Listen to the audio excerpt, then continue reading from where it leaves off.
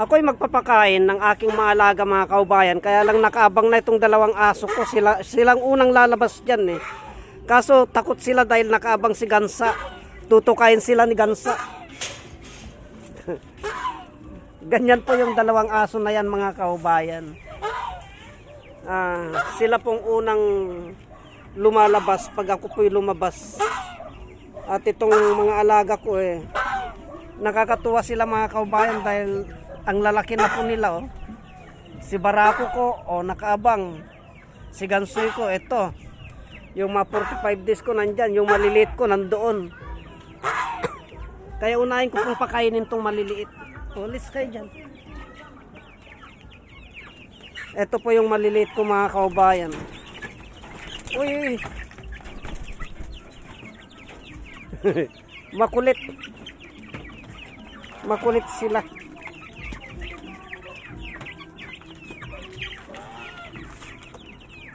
Ibig sabihin yan, pag ganyang kakulit po yung mga yan, gutom na.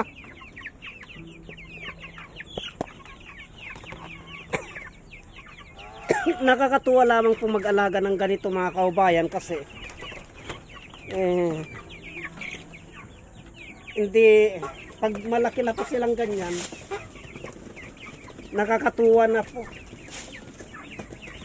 Ilang araw lang to pagkakawalan ko na.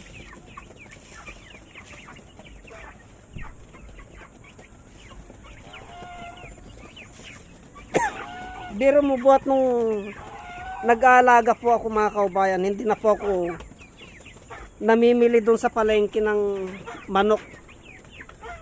Kasi una kong inuulam mga kaubayan, kung nyo pong naalala, yung itik ko.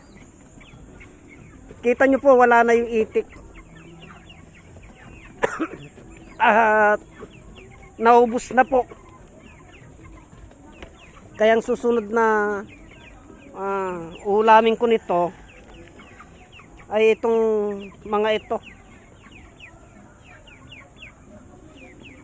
Ito po yung dating pagkain nila mga kaubayan, ayaw nila. Itong gusto nila. Yan.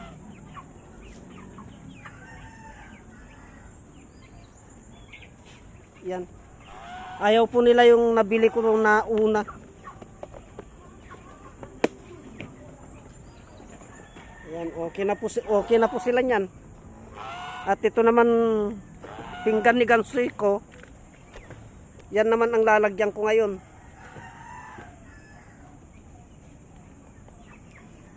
Ito naman po ang lalagyan ko. Iba po ang pagkain ng gansa at saka pato mga kaubayan. Kaya lang inagawan din sila ng manok.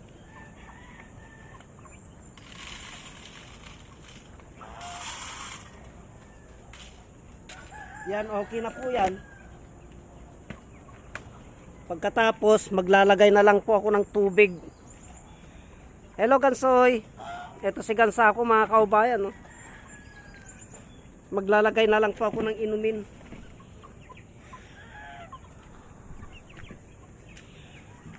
Magpapalit po ako ng tubig nila mga kaubayan. Ayun po. Bali, papalitan ko po ito. Kasi linulubluban po nila eh. Yan. At ito nga po, kasalukuyan ko pong linilinisan itong inuminan ng aking gansa at pato. Kailangan po araw-araw ay malinisan yan kasi pag hindi po malinisan yan, dinudumihan po nila. Binabatok po nila yan. Isinasawsaw po nila yung katawan nila dyan. Kaya kailangan po ay araw-araw na pinapalitan po yan mga kababayan. Ganyan po ang gawain ko tuwing araw-araw. Kailangan po, pag pinakain ko po sila, ay lilinisan ko din po yung kanilang inuminan palitan. At yan nga po, tinitignan ko itong aking kapaligiran, ang daming nahulog na mangga. At sinilip ko itong aking pato na naglilimlim. Ayan po siya mga kaubayan. No? malapit na pong magpisa yan. Mga ilang araw na lamang po siguro magpipisa na yan. At yung mga sisiw niya po, yun naman po ang ilalagay ko dun sa kulungan. Kaya ito ay tapos na ang gawain ko dito sa likod, mga kaubayan. At itong aking mga alaga ay panay ang tuka nila. Kaya papatayin ko itong gripo. At para matapos na po ako at ituloy ko naman po yung mga iba kong ginagawa. Sa loob ng bahay naman po ako. At ito nga po, nagbababay na ako kay Gansoy. Ito, nakatingin lang si Gansoy, mga kaubayan.